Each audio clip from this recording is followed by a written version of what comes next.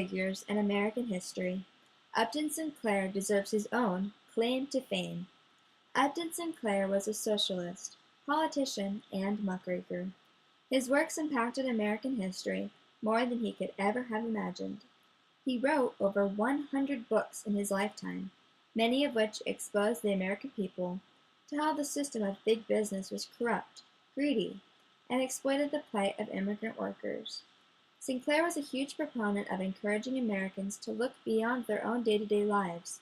His novel, The Jungle, published in 1906, led to one of the greatest calls for reform in American history. The effects of his work, though still visible today, are taken for granted in modern-day America. My head is a jungle, jungle.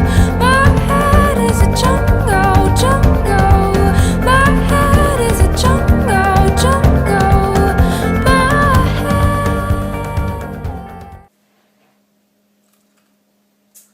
Brecca, check out this book I just got. It's called The Jungle. Whoa, what's it good? It's pretty interesting. There's some parts, like... Oh, look at this part. Okay. There would be meat that had tumbled out onto the floor in the dirt and sawdust where the workers had trampled and spit uncounted billions of consumption germs. There would be meat stored in great piles in rooms, and the water from leaky roofs would drip over it, and thousands of rats would race up about it.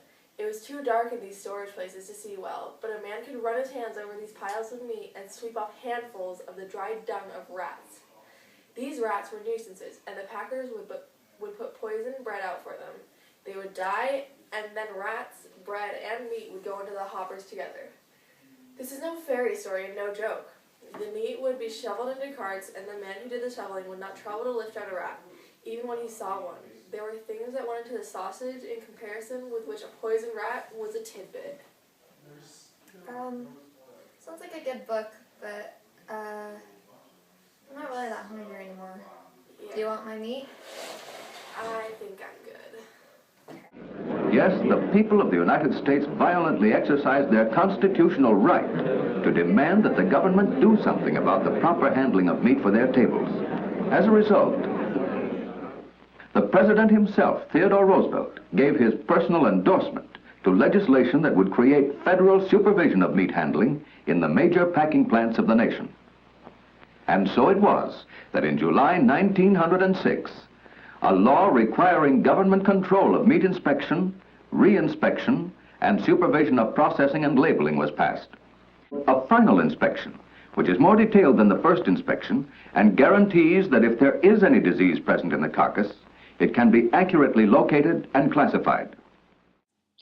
Just as the Meat Inspection Act of 1906 was a major reform to the food industry at the turn of the century, it led to the eventual development of laws that further detailed and regulated the inspection and testing of meat.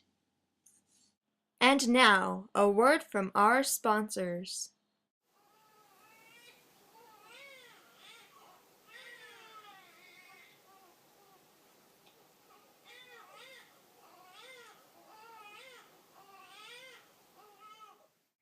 Is your baby teething, always sick, and seems to never stop crying or making noise?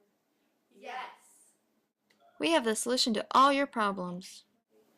Mrs. Winslow's Soothing Syrup.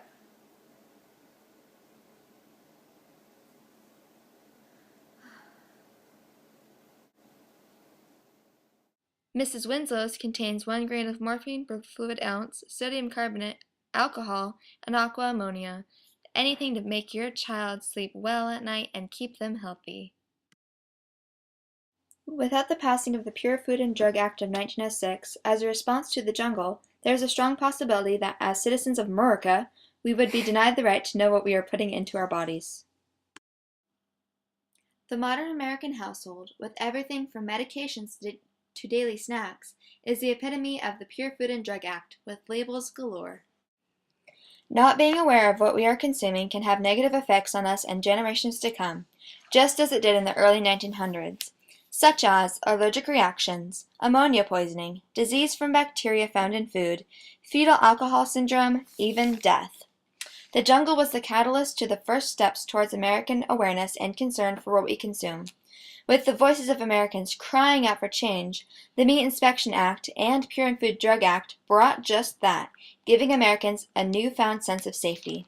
Although Sinclair had originally intended to improve conditions for immigrants, that was put off until years later after the Triangle Shirtwaist factory fire, he was able to institute some desire for reform in America. He was effective in making tremendous improvements in the food and drug industry.